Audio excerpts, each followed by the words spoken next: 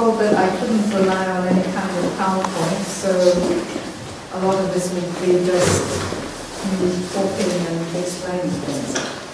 And I wanted to start not by saying what cosmopolitanism is, in a sense, the cultural study of cosmopolitanism, but to give a bit of an explanation of what it comes out of in my work, how it relates to that.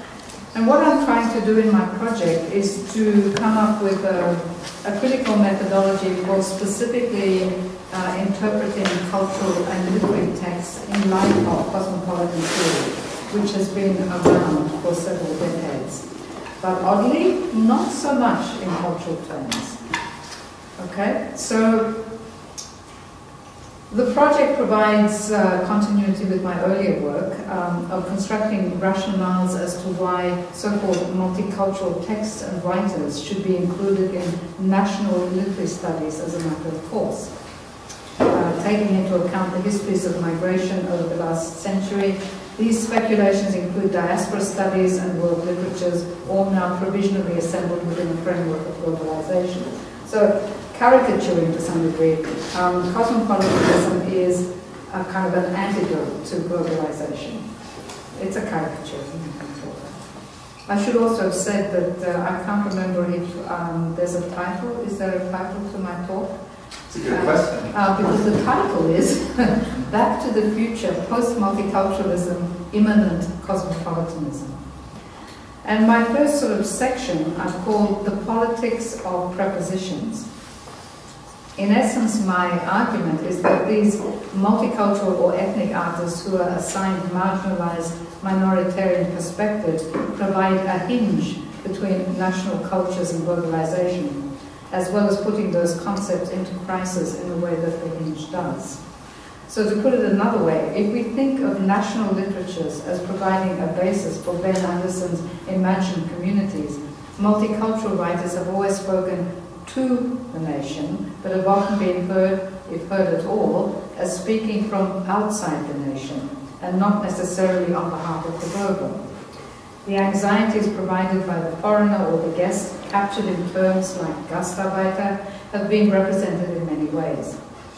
Those who are certified, part of the canon, as contributing to the imagined community speak to the nation, for the nation, and do so to the global as well. So my question here is how to make the case that these multicultural writers speak for the nation, as a way to bring about a nation without nationalism, which is a reference to Homi Bhabha's introduction to Fanon and his work. He talks about Fanon as trying to bring about a nation without nationalism. The case for including their perspective, multicultural writers, is the claim that they provide a more nuanced grammar for cultural legibility within globalization, a sensitivity and reflexivity towards what cannot be taken for granted in relation to nation-states and their supposed autonomy vis-à-vis the global. A term that is often used to represent this other form of globalization in a more constructive way within these debates is the planetary, and I'll talk more about that. And here is where cosmopolitan critical approaches enter the picture. So as a quick summary, roughly 15 years ago, in 1998, Ulrich Beck exhorted the readers of the Cosmopolitan Manifesto in the following manner. He said, "Citizens of the world unite." And I asked you to read this Cosmopolitan Manifesto because it was an interesting document, and interestingly more complex than it's often represented as being. So that was in '98. In that same year, Peng Chia's and Bruce Robbins' collection, Cosmopolitics, Thinking and Feeling Beyond the Nation, was also published and based on a special issue of the journal Cultural Politics. And a number of the names included have, of course, gone on to publish longer studies of what we could call neo-cosmopolitanism. So clearly a new paradigm or model for relations of sociality was being sought. Emanating in the first instance from philosophy, from sociology, legal studies, anthropology, cosmopolitanism has only recently engaged with literary and cultural studies. One exception, Tim Brennan, has been highly critical of the neo-cosmopolitan debates for some time, and has identified them as largely synonymous with the globalized Americanization, including the fetishization of elite cosmo-celebratory figures such as Salman Rushdie, who become the iconic representatives of so-called third world cultures. Shortly after, in 2002, there was also the collection Cosmopolitanism, which was based on a special issue of public culture, in which Walter Mignolo spoke of critical cosmopolitanism in relation to border politics, and border studies have developed into their own field of inquiry. Peng Chia's more recent forays into reimagining world literature are shaping current attempts to situate literary studies more solidly in the field. Therefore, Schörner's study of a new cosmopolitan novel, exemplified by writers such as Harry Kunzru and David Mitchell, based on the theoretical categories of Jean-Luc Nancy, represent other contemporary directions. Robert Spencer analyzes critical cosmopolitanism in relation to post-colonial studies in order to, quote, create and legitimize a global society that has left imperialism behind. So my own study, provisionally titled Back to the Future, same as my paper, Post-multiculturalism, Immanent Cosmopolitanism, continues my work over 3 decades, analyzing the ways in which diasporic, immigrant, multicultural, and ethnic, let me call all those things, ethnic minority writers are situated in a kind of cordon sanitaire around national cultural formations. They function as an alibi for transnationalism while not being acknowledged as intrinsic part of the national culture. The neo-cosmopolitan debates provide ways of situating these writers in terms of new models of mediation. As Gerard Delanty, the sociologist, reminds us, the contemporary register carries an inherently, to quote, post-Western orientation that is located neither on the national nor global level, but at the interface of the local and the global. Taken together, these dimensions and characteristics of cosmopolitanism suggest a broad definition of cosmopolitanism as a condition of openness to the world and entailing self and societal transformation in light of the encounter with the other. So 1998 was one watershed, but obviously another was 2001, the latter precipitating an increasing chorus that multiculturalism had failed, that tolerance for recognition of cultural differences needed to be scaled back, that nations reimagined as newly coherent and unified needed to prevail within globalization. In this model, globalization means the mobility of capital and the control of human mobility in terms of commodified movements between nations, and we think of tourism as one of the manifestations. So my argument that post-multicultural writers might be given critical recognition as mediating figures that facilitate new relations between national cultures and the global would prevail in the face of these anxieties. The very elements that have been traditionally deployed to illustrate their constitutive suffering and oppression, for example, the migrant condition, or migrity, as some have said, the belief that they are thrown nowhere because they're linked to more than one place, could be rethought to constitute their greatest attribute, that they can navigate the structures of belonging, homeliness and unhomeliness in numerous ways, not least by interrogating the complacent assumptions or self-evident universalism that undergird many forms of both nationalism and globalization. So central questions in my study are who counts as human and what follows from that? Rights, responsibilities. There are inherent problems with attempts to represent ethical relations towards alterity. The current debates are often framed as cosmopolitanism from below to differentiate them from what was deemed an earlier elitist form of cosmopolitanism, even when these earlier forms often scapegoated the so-called ruthless Jew. And one of the readings that I asked you to look at, Nina Bergner, who's an anthropologist, discusses some of these elite and non-elite forms of cosmopolitanism. Now there is a growing recognition of the knowledge produced by those abjected by society, by political ways of their life, and critical cosmopolitanism is the framework for working with these different knowledges.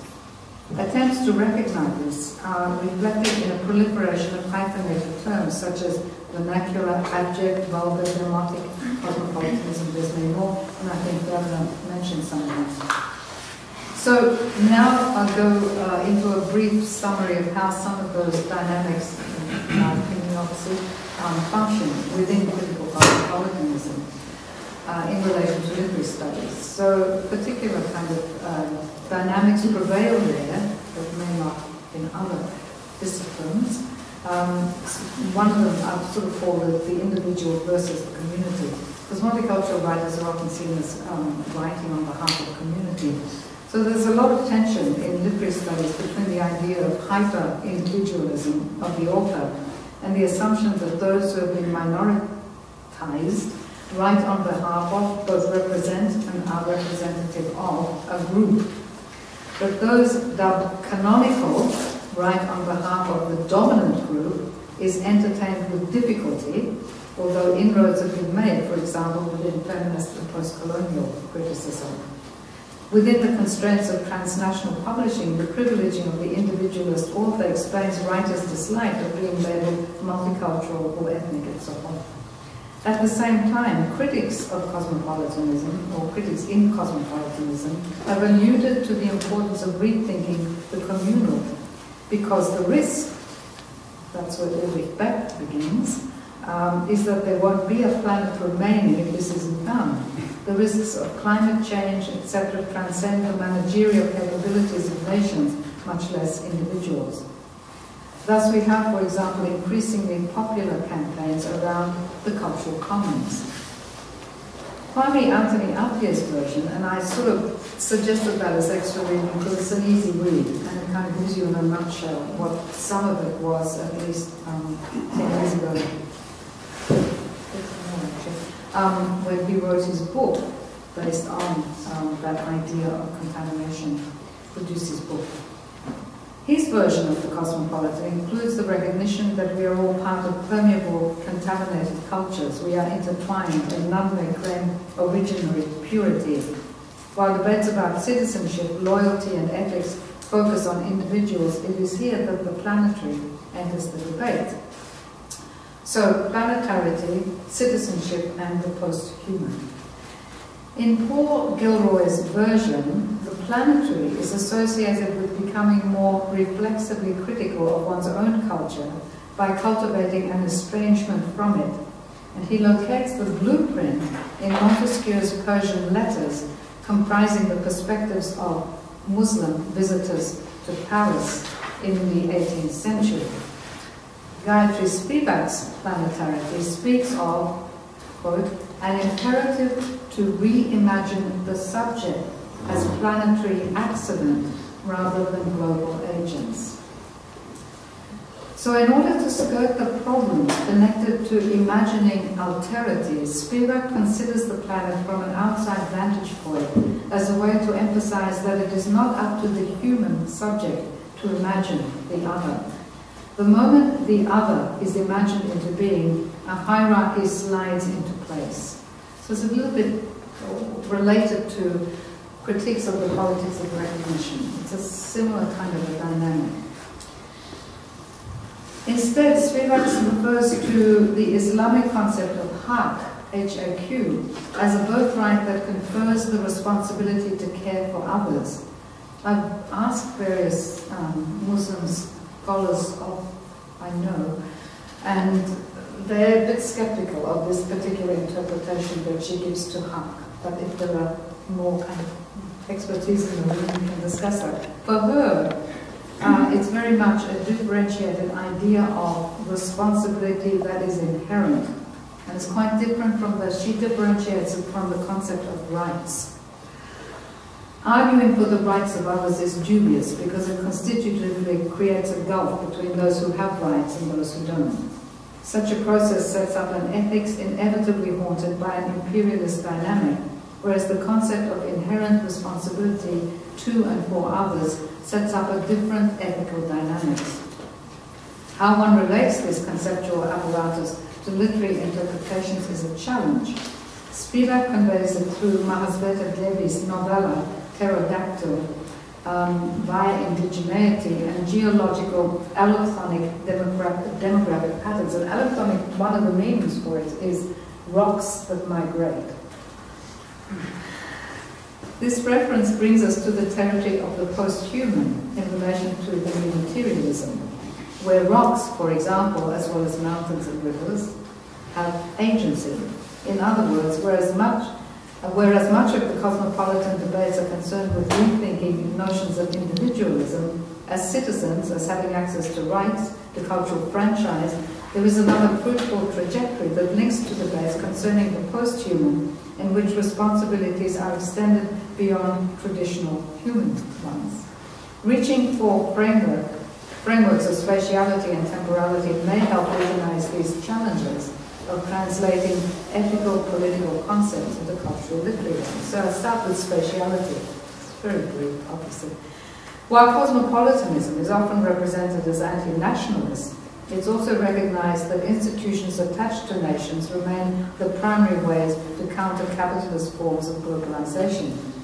It's useful to begin with the nation, and this is something that Planetarity, for example, points out in that particular reading. It's useful to begin with the nation as imagined community, what binds individuals to groups, what holds groups together. The print culture identified by Ben Anderson as fulfilling this role is taken to a further level by means of the new social media that create a plethora of micro-groups. As well, there are the transnational links of ethno-cultural diasporas comprising religions, including arguably capitalism, languages, foods, histories, and so on. It also needs to be noted that, as with all imagined communities, we are dealing with a fantasy structure. Just how these groups negotiate the spatial is very much part of the dynamic. And then there's the question of mobility. Much of the discussion within globalization and cosmopolitanism relates to questions of mobility. The conflict between mobility and residentialism is often at the heart of these debates.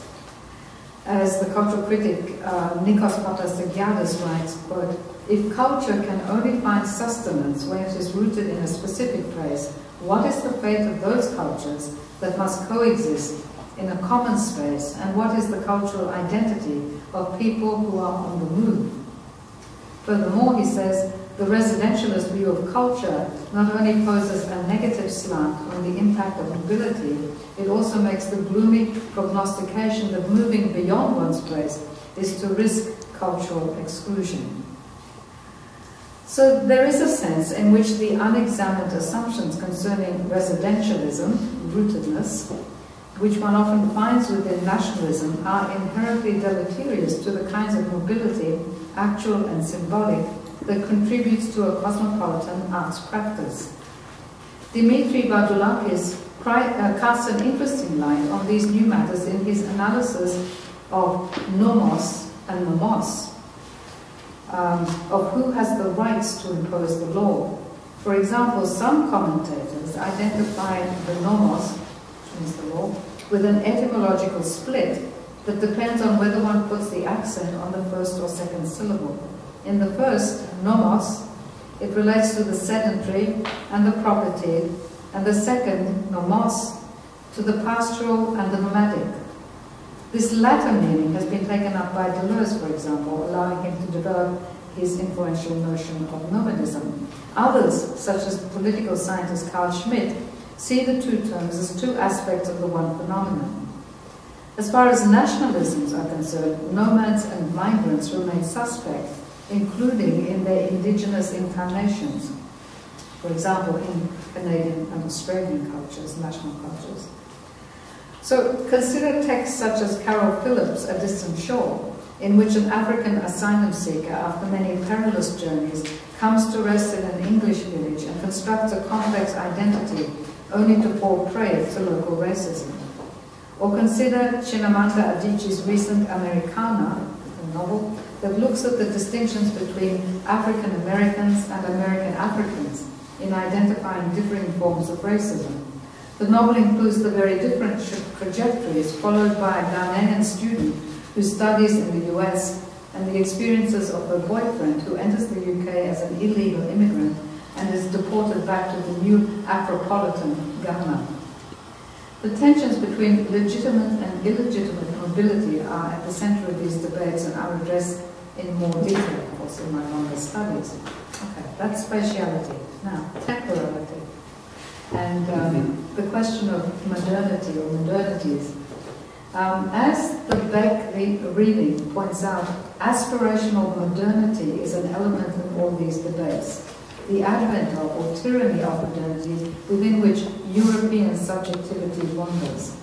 Modernity, as we know from post-colonial theory, is linked with concepts of universalism, yoked to a proselytizing, civilizing subject. Proliferating these moments of modernity constitutes strategies for showing precisely the localized manifestations of Europe. That's referring to Dipesh Chakrabarty's injunction to provincialize Europe. Terms such as European and the West need to be deconstructed so that they can no longer be invoked as self-evidently heuristic categories in post-colonial debates, as in, for example, the often repeated phrase, the West and the rest. The new cosmopolitan debates provide avenues for recognizing the cultural heterogeneity of nation-states in which differing temporalities coexist. Recognizing the cosmopolitanism of subaltern groups facilitates this enterprise and helps construct a more inclusive perspective of differing modernities. Another little heading, psychic crime, the uncanny, and the role of language. Within these geopolitical national sovereignties, the question of multilingualism arises in an uncanny homology to the fate of the nomadic. Languages run riot in spectacularly unexpected ways, hence the many anxieties that spawn policies to discipline their manifestation. The role of English in this mix is complex. For example, within global English, the meanings attached to linguistically enunciated positions differ. I speak as I'm spoken, as do the geopolitical positions with which one speaks English. After Derrida, we have assimilated the fact that we are all strangers within language, within any language. It certainly does not provide a stable foundation for identity. I quote, "No, an identity is never given, received, or attained, only the interminable and indefinitely phantasmatic process of identification endures." That's Derrida. So then what does it mean to be asked to reside precariously in another language? A language that always comes with historical, including ideological baggage. Some of the answers depend on the monolingualism of the culture involved. So to quote from Derrida, look at that title. The monolingualism imposed by the other operates by relying upon that foundation here through a sovereignty whose presence is always colonial, which tends repressively and irrepressively to reduce language to the one, that is, to the hegemony of the homogeneous. This can be verified everywhere. Everywhere this homo hegemony remains at work in the culture, effacing the folds and flattening the text. So World English is a quintessential example of homo hegemony. Thus it's more difficult to assert the legitimacy of other versions of English associated with multicultural writing within cultures that strenuously reiterate their monolingualism, such as Australia, for example, and is different from bilingual cultures such as Canada. In terms of cultural texts, there is also increasingly the thematization of the English language as designating a passport to global mobility. One of the things I did for this book was to look at a range of texts coming out of the Chinese diaspora, which dealt with English in a thematic way, very interestingly, differently.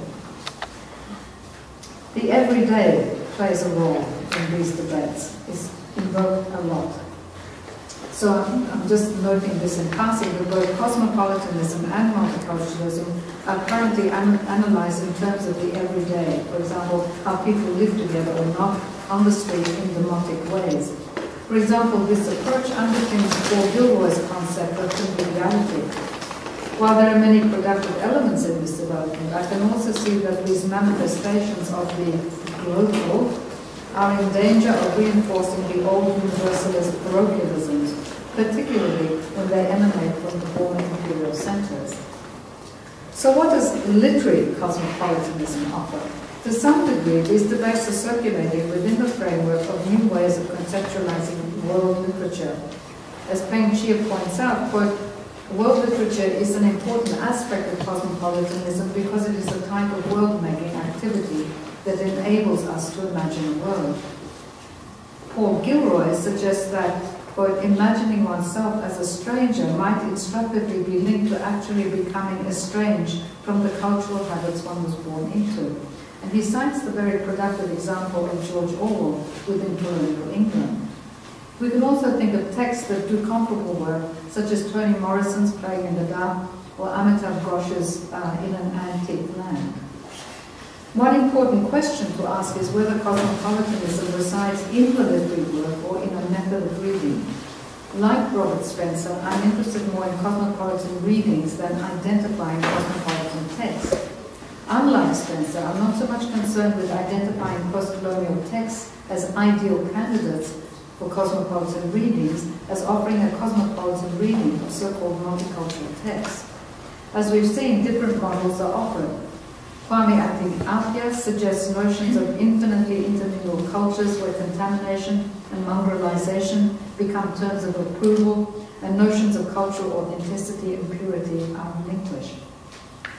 Neil Lazarus advocates the kind of writing that allows readers to experience, quote, what it feels like to live on a given ground, a physical world, a mode of production, a specific set of social relationships, forms of belonging, customs and obligations. In a sense, what this produces is the writer as auto-ethnographer, something that resonates as well with Gilroy's vision of convivial cosmopolitanism. And a perfect example of this may be found in an early story, which later became In an Antique Land, by Amitav Ghosh. And it's a story that I circulated, The Imam of the Indian, which is a kind of little allegory of cosmopolitanism. Significantly, it's set outside Europe in a plot where an Indian ethnographer encounters differing points of view in a village on the Nile Delta. Another term that's been useful in trying to set this out is vernacular cosmopolitanism.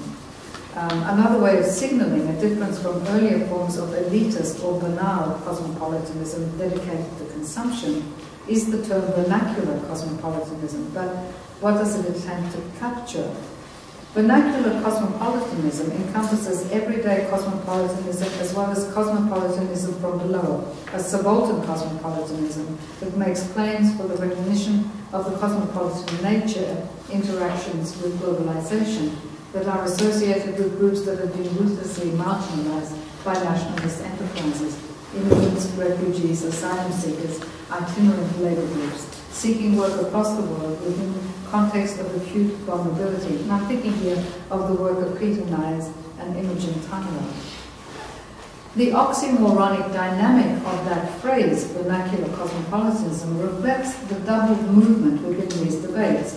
Sheldon Pollock points out that by including both the privileged world of the Greek polis and the Roman verna, or house-born slave, the phrase purposefully signals its inherent contradictions, and that's exactly why it's appealing. In Homi Bhabha's possible coinage of the phrase, the concept attempts to capture what he calls, quote, the growing global gulf between political citizenship, still largely negotiated in national and status terms, and cultural citizenship, which is often community-centered, transnational, diasporic, hybrid. Bhabha also associates this concept with minorities who don't necessarily wish to claim majoritarianism and whose defining impetus is that of translating across cultures in an economy marked by iteration rather than teleology. The way Bhabha structures these arguments pertains to this familiar dyad, the performative and the pedagogical nation, in which adding to does not mean adding up. Within cultural theory specifically, cosmopolitanism represents an impetus to view the literary and cultural productions of artists from those marginalized or subaltern groups as an entry point to question the supposed discreteness and homogeneity of dominant rather than emergent national cultures, as well as the universality of globalization. The claims are quite modest. to attempt to decenter one's vision of the world in order to see flaws that include an acute perception of unequal global power relations. Paul Gilroy names this approach vulgar or demotic cosmopolitanism. So it's a perspective that's also captured in Stuart Hall's plea for what he terms an agnostic democratic process. And I quote, "We witness the situation of communities that are not simply isolated atomistic individuals, nor are they well bound with singular separated communities. We are in that open space that requires a kind of vernacular cosmopolitanism. That is to say, a cosmopolitanism that is aware of the limitations of any one culture or any one identity, and that is radically aware of its insufficiency in governing a wider society, but which nevertheless is not prepared to rescind its claims to the traces of difference which make its life important." So part of formulating a critical cosmopolitan pedagogy would be to point out that in fact all cosmopolitanisms are vernacular, and so the methodology would be to concentrate on the ways in which these supposedly vernacular texts rooted in the vernacular, open up a different engagement with the world. There is no question that this is an enterprise framed by utopianism, but this does not mean that it is blind to political hierarchies and global inequalities. Peter Knives and Imogen Tyler's work on abject cosmopolitanism are cases in point. Acknowledging these traces of difference without their adding up to a master narrative or perspective is what's at stake here. So post-multiculturalism. These kinds of perspective also emerge from those diasporic figures who have been designated multicultural in some international context, and leads to the question, what are the intersections of cosmopolitanism and multiculturalism? With their rhizomatic roots in diaspora, post-multicultural writers and artists connect the post-nation state to the global in new ways. They redefine the nation as well as redefining and critiquing the global by helping to dislodge the sense of entitlement held by dominant groups. But as I suggested in the Politics of Prepositions, how might one move from the old dynamics of state multiculturalism to new conceptualizations of this field as post-multicultural? So one of the strategies that I use is to reach for Lyotard's way of formulating the post as a way of going back to ask what was left out in the various constructions of multiculturalism in its double usage. First, as a way for states to manage difference, and second, the attempts by various groups and individuals who felt excluded from national formations to argue for their own supplementary inclusions. The logic proposed by Lyotard was that the condition of postmodernism consists in part of going back to elements not taken up by modernism, so that the post of postmodernism becomes not simply a future orientation so much as the future anterior, back to the future, structured by anamnesis, a recollection or going back that discovers other possibilities for alternatives to the period and movement we've come to call modernism. In other words, in this precondition to modernism, we would not find the grand narratives of nationalism or internationalism, or even of the West and non-West, but the petit récit of those differences within ethnicity, indigeneity, and gender, all of which had, of course, always been lurking there. I'm suggesting that inside these vernaculars, we need to expose the cosmopolitan dimensions that connect us to a world that should not remain fully mediated by the nation-state or by globalization. My argument is that what was left out of the multiculturalism we know was the immanent cosmopolitan element, something that draws us into the world via the perspectives of those so-called minority ethnics. Much of my book is an exploration of what I mean by finding the cosmopolitan in the vernacular that comes to us from the spaces we used to call multicultural. All of these debates have at their core attempts to imagine fully the contradictory tensions that inhabit considerations of the one and the many. Barber's adding to does not mean adding up. Cosmopolitanism, in its most useful form, enables this tension to exist constructively, and not surprisingly, writers and artists have presented us with ways of imaging and imagining this dynamic. The new cosmopolitan cultural texts that elaborate and animate statistical data reach out to us from those cages that too often comprise the ethnic and racialized dimensions of multiculturalism.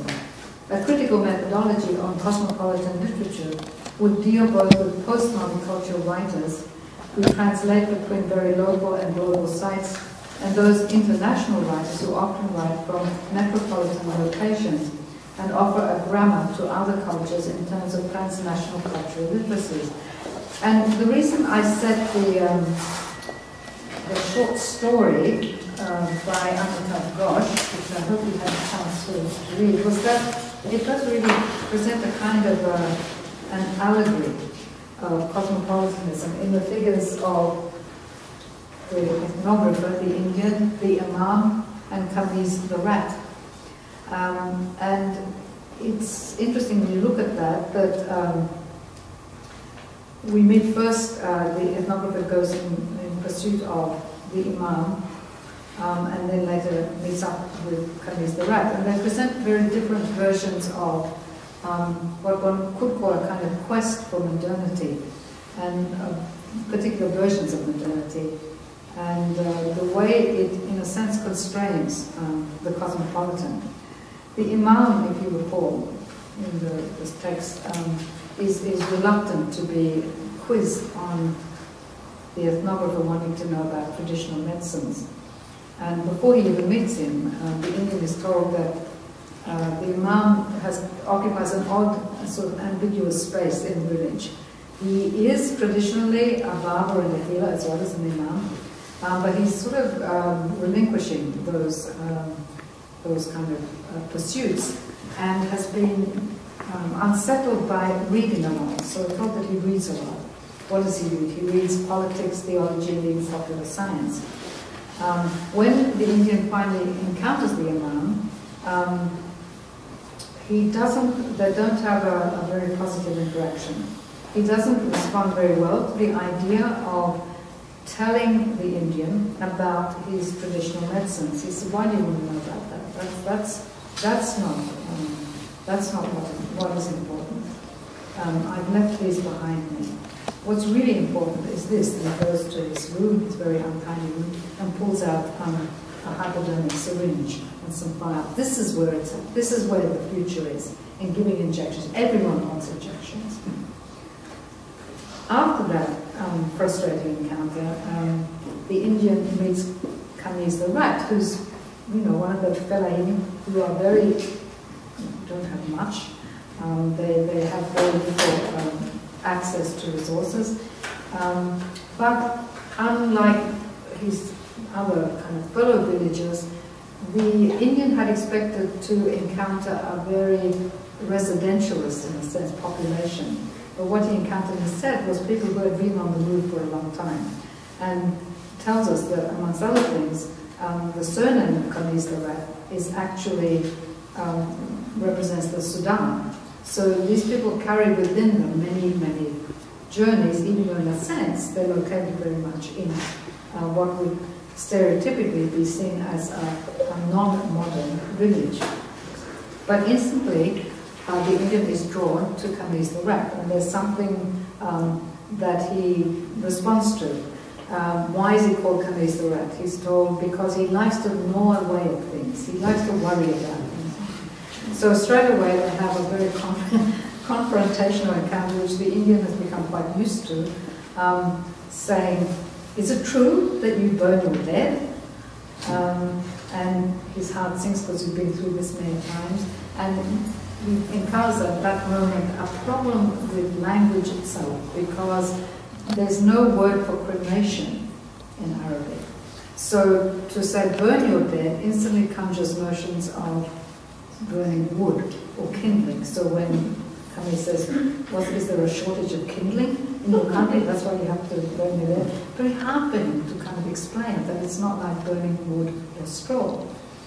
And then it goes very quickly into, and you worship cows, don't you? Yes, and you're so upset when you see a cow being beaten that everything's upside down. But then Khamis the rat also comes out with instantly a kind of possible rationale for why they would bury their dead. And he says, you do it so that their bodies can't be punished after the Day of Judgment.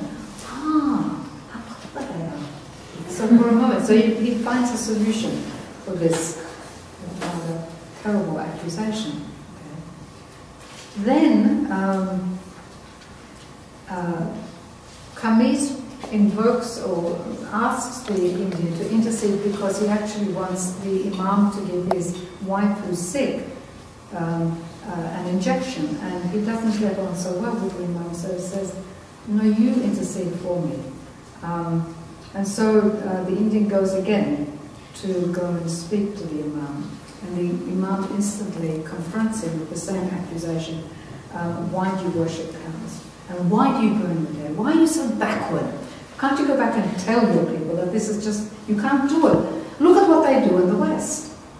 And suddenly they're involved in this interaction when they're both struggling to give their version of proximity to the West. And as Gosh puts it, so there we were, the Imam and I, delegates from two superseded civilizations, vying with each other to lay claim to the violence of the West. Both of them saying, we have closer claims to the bombs and the weapons. And he's dismayed. He's dismayed of it. He goes away, sort of slinks away, and encounters Camus the rat, who kind of tries to comfort him. Meanwhile, he sort of feels that he's betrayed something about his own values as well. And at the end of the story, Camus, to make it feel better, says, I've never really travelled anywhere, but I'll come and visit you. I will. I'll come and visit you, even though it's so far away. And it ends with, but if you die, you must bury me. So Camus, the rat, I suppose the argument is the cosmopolitan figure, is a kind of, whereas both the Indian and the Imam, with all their sort of education of a certain kind, are not. So that's just lots of questions. It's very ragged, but that's deliberate to some degree. So questions? Questions, comments? Are you getting any closer to a cosmopolitan? Yes and no. No, and that's really not what it is. It's an attempt, as we do in the humanities, right? The somewhat pathetic plea that we have, that we actually conjure different ways of thinking and imagining the world, and imagining sociality, the relations within the world. And so looking for those kinds of possibilities in something like that short story is all we can really do. Whether or not we create a cosmopolitan ethos, it's not really for us to say, in a sense. We can just facilitate. Because what I was thinking about as I was doing these readings was, we have coal trains that come through the valley, and they're going to double the number of coal trains, and all the coal is going to China. And so that brings revenue to Canada. And then they burn the coal in China, and then that goes into the atmosphere, and it's ruining the whole planet. So it seems to me, yeah, we're not really thinking an ethos of a moral, cosmopolitanism, where we actually are thinking about the planet altogether. They're still thinking about, well, we're going to make money, and what goes over there, that's over there. Well, no, it's not. It's here. Yes, absolutely.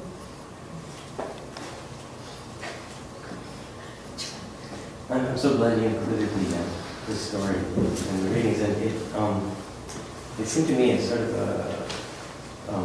doing his own time travel in this. The parable echoes with the penal colony seemed fairly strong, because you have in that story you have a professional anthropologist, but it is an explorer who's trying to figure out this what's going on in this alien culture, and what results in this encounter is an absolute collision of epistemology, basically total incomprehension. The explorer is absolutely unable to understand the practices of the local people, and the host, basically, who's showing the explorer around and showing him the famously terrifying machine, also has quite a bit of contempt for the explorer because the explorer doesn't understand what he's seeing. And the story remains very relevant. It seems relevant to Ghosh also, if I'm not mistaken, because it's the work of Kafka, of course, who's very much a minor. Quintessential minority. Very much, yeah, quintessential, and becomes a major figure for Deleuze's idea of minor literature, which is a version of that vernacularity here, street art. The only thing I would say to comment, absolutely, of course, is that Ghosh's enterprise or project is very much about decentering the West, which is why this is such a and in the larger work in which this is contained in a slightly different way, it's self-deprecating in a sense that even though he's trying so hard to kind of resist certain kind of discipline in the West, he, as the story shows, he too falls prey to it, and this sort of kind of projection of the Indian as his own enterprise. And what he's very much about is trying to get away from the West, in all kinds of ways. That's it. And the notion of the European in all kinds of ways. Not always successfully, that's the point, that he tries. And in an antique land, I imagine some of you are familiar with this.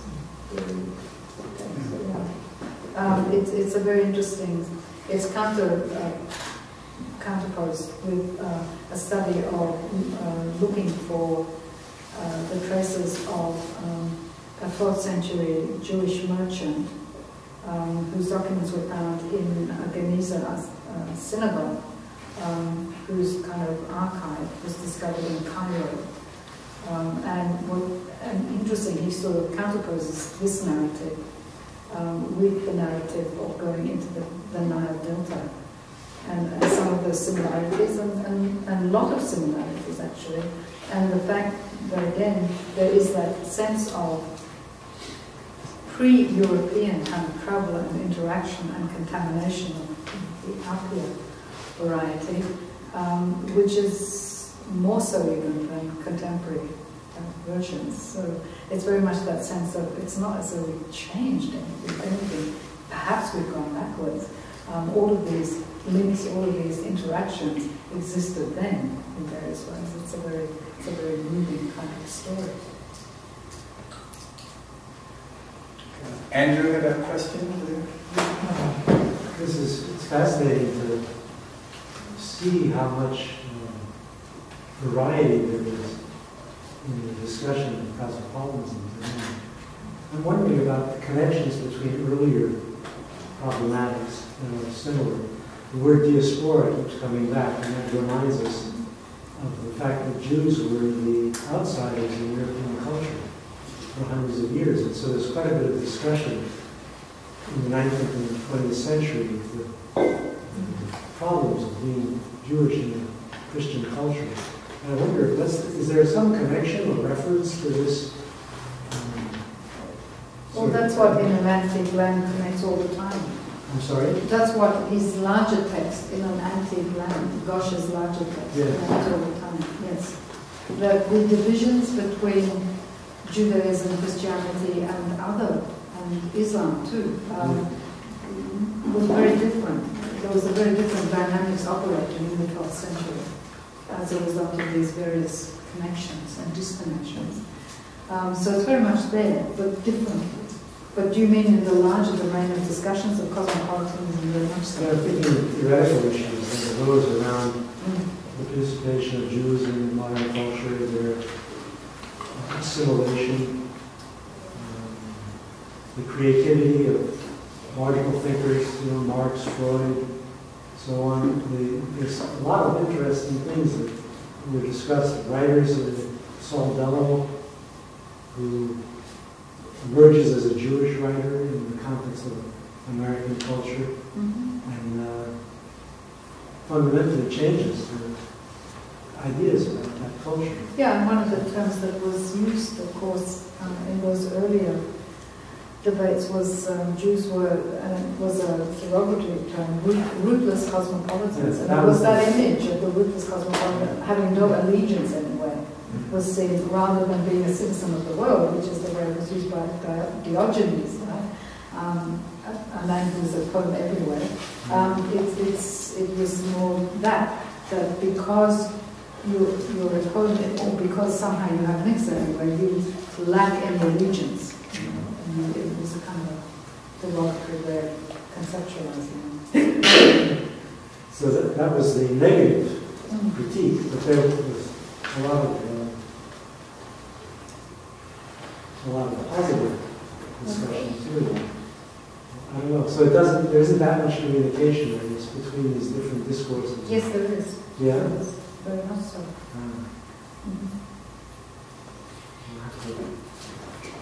What text should I begin with? Well, there are some handbooks on cosmopolitanism. Going somewhere with it.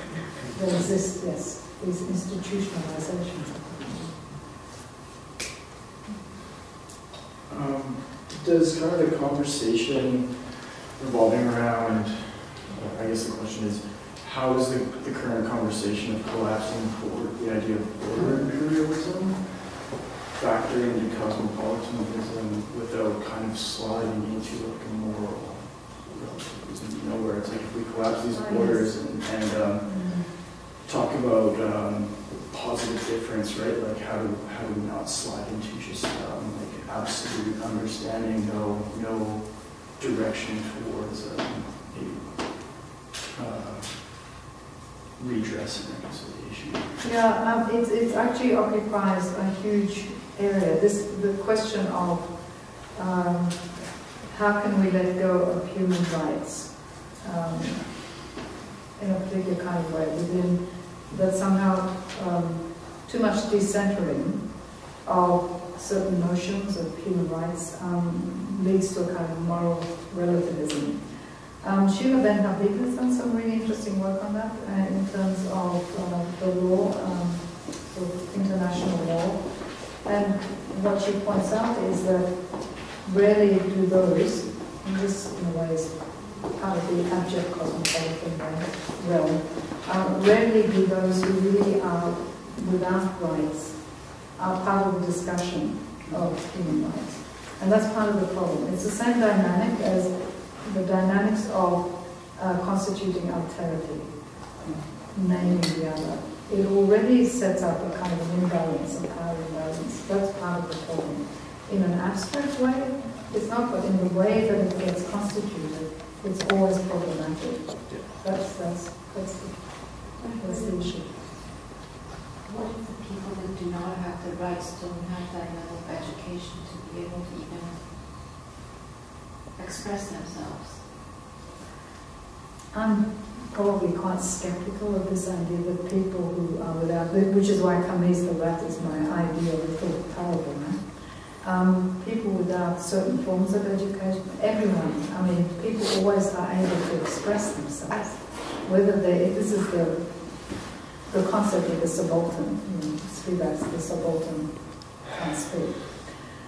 People are always able to express themselves. The question is whether they're heard in particular ways, right? Whether they're heard in these debates. Who hears them? Depends how you ask also.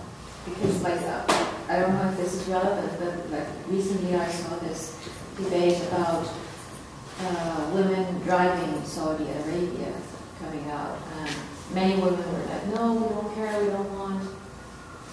For me, as a person who comes from a Muslim world, I felt that the question was wrong in the first place. I mean, why would they care about driving? And if you read what they talked about, you could see that they have problems with not being safe in the streets or being harassed.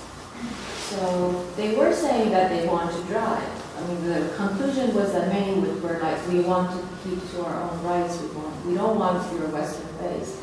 But if you read the subtext, you realize it's not, they're saying actually that driving is not the problem. The roads are not safe, our men stray, etc., etc. So when it comes to those people not participating, maybe those people who ask them don't ask the right questions. That's exactly right. Yes. And that happens within the kind of discourse of human rights as well, I suppose. So. Sneja, what role does affect have in this? Because we focus a lot on the spatial and temporal, but also a lot of the cosmopolitanism from the ground. Somehow I feel that the personal affect is really important. That catapults me back to the project I think you were part of too, which is that we talk about affect still very much in terms of a European taxonomy.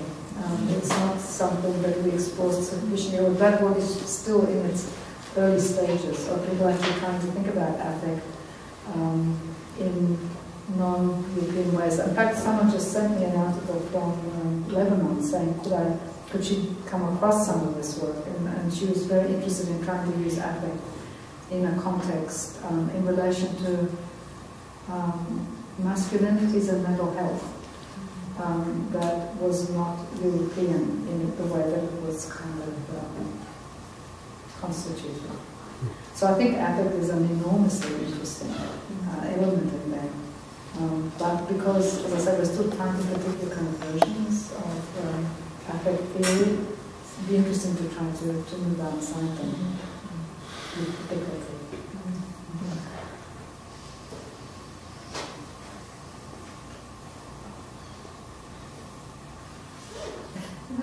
Question. I was wondering when there is a talk of decentralizing the West, what is the definition of the West? That's exactly right. There usually isn't a definition of the West. That's part of the problem. But Eastern Europe is as exotic to Western Europe. Yes. That's part of what's involved. And Dan, where are you? Isn't that what you're working on? Oh yeah, very much so. I don't have a soundbite answer for you. I don't have the soundbites either, but that's partly what it's about. But it's increasingly people like Chakrabarty, people like Amitav Ghosh too, actually, who's very much a theorist as well, are trying to, Spivak does that in her work as well, trying to set up, help us to understand a very different kind of production of knowledge that comes from a very different context. So again, it's hard work, and often, as she points out, you do actually have to learn another language, several, to do that work, because it's very sloppy kind of explanatory thinking, the way the West is invoked, in ways that don't really explain at all, or define at all what is meant, or what kinds of distinctions are being made. Yes, but as we see, people are working on it, so that's a great rate.